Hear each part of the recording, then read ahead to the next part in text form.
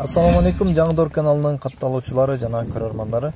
Мына ушул 4 баш кой, 4 козусу менен сатууга чыкты. Энчиликке ылайыктуу жакшы сын сыпаттуу койлор. Койлор Карагулжа районунда бирөө 4 тиш, бирөө жаңы 6 тиш, ал эми экөө 8 тиштен башкача айтканда 4-чү козуларын турган койлор туугандар. Козулары дагы жакшы кочкордун козулары, мына эки кара козу абдан жакшы.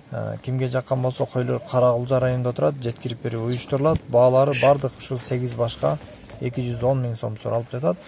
Эси менен чалып байланышасыздар, баасын келишесиздер. Анан сиздер айткан аймактарга, сиздерди көздөп кеткен машинелерден салып жиберет, сиздер тосуп аласыздар. Койлордун ден соолугуна бардыгына жоопту туугандар.